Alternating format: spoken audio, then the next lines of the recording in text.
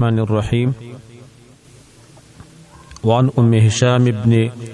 أم هشام بنت حارثة بن النعمان رضي الله عنها قالت ما أخذت قاف القرآن المجيد إلا عن لسان رسول الله صلى الله عليه وسلم يقرأها كل جمعة على المنبر إذا خطب الناس. رواه مسلم. ام هشام بنت حارثة ابن النعمان روایت دے السلام دا فرمائی ما اخذ مانو ازدکڑے اخذ پا مانا دلتا ازدکولو بانے دے مانو ازدکڑے قاف القرآن المجید سورة القاف دا مانو ازدکڑے الا عن لسان رسول اللہ صلی اللہ علیہ وسلم مگر دا جب دا نبی صلی اللہ علیہ وسلم نا یقرأها شدا بالوستو کل جمعات ہر جمعہ علی المنبر پا منبر بانی اذا خطب الناس کله به چې خطبه ویل خلکو ته. رواه مسلم. دا حدیث امام مسلم نقل کړی دی. دی حدیث نا یو څو مسلې معلومیږي. یو مسله هغه دا چې سورۃ القاف د جمعې په خطبه کې کله کله ویل دا مستحب دی. وزه د حکمت او راست شه دی دغه وجدار چې پدې کې د قیامت تذکرہ ده پدې کې د انسان د حال تذکرہ ده چې کده هر لفظ د خلین راوباسي دغه د پاره لیکون کېشتري تیار څوکیداران ولاړلی او تاغلی کی پدې کې ډېر زیات ترغیبات هم دي او تخفیفات هم دي. نو دا د اخرت سره ډېر تعلق ساتي. واقع ډېر مزیدار صورت ته کله چې د په خطبه کې سړی وای او په دې باندې بیان کوي نو ډېر مزه کوي. حدیث ته یو بل فائدہ دا معلومیږي چې کله سړی خطبه وای نو پای کې د قران کریم صحیح سل وصل پکار دی. درې مفیدې دا معلومیږي چې په خطبه کې اکثر هغه مسلې بیانول پکار دي چې پای باندې د انسان زړه نرمي او د انسان آخرت طرف ته توجه پیدا کیږي لکه سورۃ القاف کې دغه مقصد دی. او دا به نبی صلی الله علیه وسلم اکثر لوسته ځکه خو دا ام هشام وای چې ما د پیغمبر نه عزت کړی دی نه دومره بار بار به لوسته په جمعې په خطبه کې چې حتی چې ماته ازدم کو حال لاره چې دا یو ځل دوزل سره نشي زده کولای وګر صورت دی. د حدیث نا یو بل فائدہ غدا معلومیږي چې مخکې حدیث کې ذکر شیو چې لړواله د خطبه او غدواله د مانزه د سړي د فقاهت او دغه د پوهه علامه ده. نو دغه وضاحت شو چې د امور اضافیه او د امور نسبیه نه ده. یعنی غدواله د خطبه دا په نور خطبو پسې د جمعې خطبه مناسب نه چې وګد کلیش. البته د نور خطبو په نسبت باندې دا مختصر کول پکار دی خو څنا څه وضاحت به کې سړی کوي. دا سینه چې یاره بس یو څوټ کیو را کوشي به خو کې تذکیر الناس خلکو ته تعلیم هغه به کې ورنکلی شو. مقصود د خطبه نه خلکو ته تذکیر دی نصیحت دی تعلیم دی. نو دا خو څه په 15 10 منټه کې کیږي نه او هر چې غدواله د منځري نو دام د عبور اضافیونه دی د په نسبت د نور منځونو باندې د جمعې منځ دا وګت کول پکار دي او خطبه چې دا په نسبت د نور خطبه باندې مختصر کول پکار دي. حدیث سے بل فائدہ معلومیږي هغه دا چې د زنانو مسجد ته راتګ د صحابه کرام په دور کې معروف او مشهور او هغه براتلی مسجد ته مونږ به کاو ځکه ام هشام دا زنانه ده او د نبی صلی الله علیه وسلم نا سورۃ القاف هغه ذکر دی. نو د زنانو مسجد ته راتګ چې کله امن وي د فتنې نه دا بالکل جایز دی. په دې کې سممانات هغه نشته دي. وعن ابن عباس رضی الله عنه قال قال رسول الله صلی الله علیه وسلم عبد الله ابن عباس رضی الله عنه روایت ته فرمایي چې نبی صلی الله علیه وسلم فرمایلی دي من تکلم یوم الجمعه چا چې خبره وکړي په ورځ د جمعې باندې والامام یخطب او حال دار چې امام خطبه ویلا فهو كمثل الحمار نو دا پشانت د مثال د خرده يحمل اسفار چې پورته کوي کتابونه والذي يقول له او کس چې وای دی کس دا کم چې خبره کوي او د څوک وای چې انست چپشان ليست له جمعه د پر جمعه نشوا د جمعه نه کی. رواه احمد باسناد لا باس به. دا حدیث امام احمد نقل کړي په یو اسناد باندې چې پای سباق نشتا معنی حسن روایت دی. وهو يفسر حديث ابي هريره في الصحيحين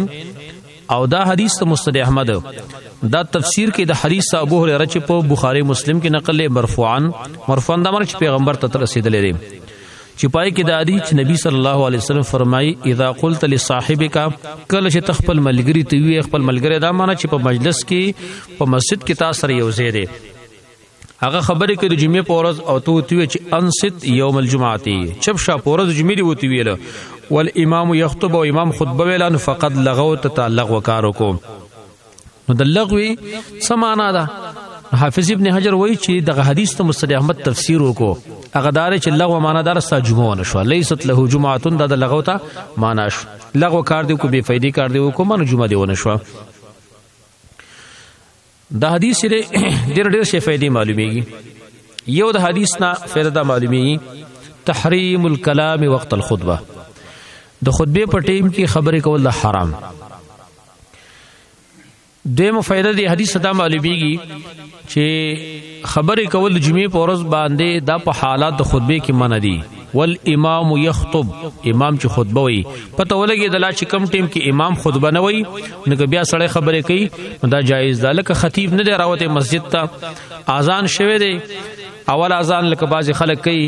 او یا اذان کاول اذان څوک نه کوي خو مخ کې څوک راغلي مسجد کې ناسي او څوک خبرې کوي نو خیر دی دارنګي خطیب چې کلا د خطبه په دوران کې ناسته امانس کې چې کینی کنه دو خطبو منس کې کینی کنه چې کینی په دغه ټیم کې کڅو چاته خبرو کی نو په دې باندې د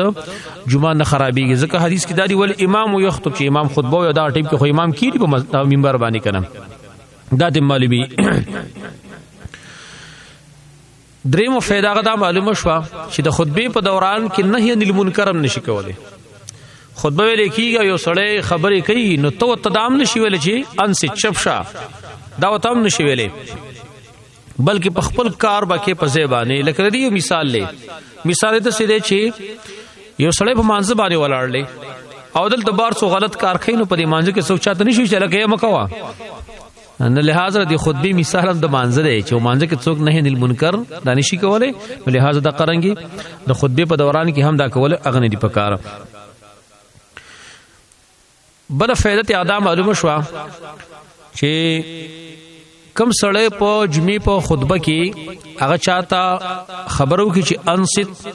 چپشا یا سې موبایل کې ګوتې وای راوي یا بل څه کار کوي د جمعه نه کی جمعه کېدل څه مطلب جمعه نه کېدل څه مطلب د جمعې د نه کېدل مطلب دا دی چې د تر جمعې ثواب نه ملایويږي نور ذمہ فارغ شو یو سړی وته دا فتوا نشي ور کول چې لکه تبیر ته مونږ راو غړځوا ځکه په ظاهر کې واده جمعې مونږ وکړه لیکن د جمعې ثواب چې کم دیغه ونش تر د په ذمہ باندې باقی پاتې دي د حدیث کې کم سړی چې خطبه ته وګ نګ دي کنه د تشبیه ور کړی د خر سره لکه په خر باندې چې کتابونه بار کې کنه او هغه د کتابونو هیڅ قسم خبر نه لري چې زما په شابه باندې څه شی پروت دی بخاری پروت دی مسلم پروت دی ابو داود پروت دی ما په شابه باندې څه شی پراته دي هیڅ پیدا ته نالي کړم نو دغه شان کم سړی چې هغه جمعې منزل راشي راضي نو هغه خو د دې د پار راتک کوي د مسجد ته سړی د پار مسجد ته راځي جمعې پورز باندې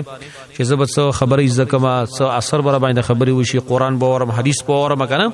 دا به وکم کنه او د راشي او د خبرې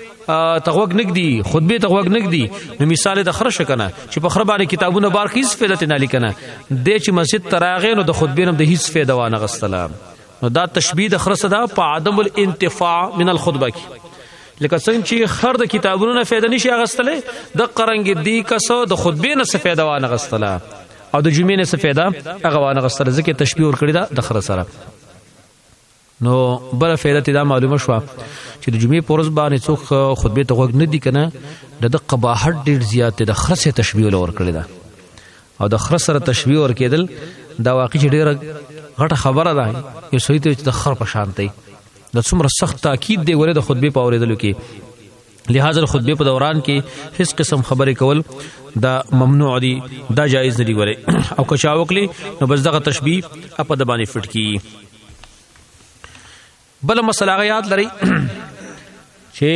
دا خبرې کول د خطبه په دوران کې دا د عام خلکو د پاره دي کچرته خطیب هغه څوک مخاطب کی یا د خطیب سره څو خبرې کوي بیا د جایز دا استثناء پکې د غوري د خپل منځ کې څو خبرې نشي کولای خطیب درې کوم امام چې خطبه وایي کدا څوک مخاطب کی او چاته شی پلانی دا جایز ده یا یو سړی راشي او هغه خطیب نه تپوسو کې د خطبه په دوران کې خبره اوسه کې دام جایز ده. دغه دلایل لري د حدیث نه غبیا خاص دي دلایل دغه داري. یو دروس روایت را روان دي چې نبی صلی الله علیه وسلم خطبه ویلې او سړی داخل شو مسجد ته او داغه تپوسو کو ولتا 2 رکعات مسکړل هغه ورته نه ګوره خبره وکړه کنه اور پسې حدیث روان دي ته 2 رکعات منځ کو هغه الله ویل قم فصلی رکعتین پاس 2 رکعات منځ کوي. نو لہذا خطیب هغه خبره وکړه کنه او سړی مو ته الله علمانه دې کړي مزل پاس وکړه 2 رکعات منځ هغه ته پیغمبر نو ویل چې تا خو جمعه نشو. یو دا صورت ته دویم دار چې سړی راول کې خطیب مخاطب کی بیا په دې باندې جمعه ته نقصان نه رسیږي. دلیل په حدیث بخاری او دلته بام راشي ان شاء الله په صلات الاستسقاء کې چې نبی صلی الله علیه وسلم د جمعې په ورځ باندې خطبه ویلا. یو سړی راغی او ویل یا رسول الله هلكت الاموال وانقطعت السبل. یا رسول الله مارونه هلاک شول لارې کټ شوې سفرونه څوک نشي کولای باران نشته او دارنګي څاروي چې کوم دی هغه هلاکې دوه والدي. نو د الله نه سوال وکړه چې باران په باندې وکي. نو نبی صلی الله علیه وسلم لاس شوتله ورا سویته ونه چې تا خبره وکړي.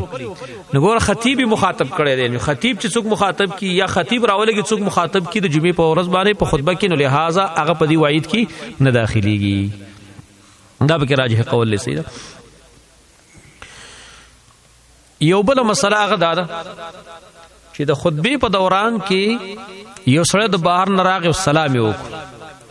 سلام وکړ نو لہذا سلام جواب به سړی ورکړي کنه به ورکړي. نو دا لګي اختلافي مسله ده. بعض علما ویلي دي چې سلام جواب ورکړي خو ځان سره به پټ ورکړي ځکه پټ ویل دا او د دوسه منافات نه لري.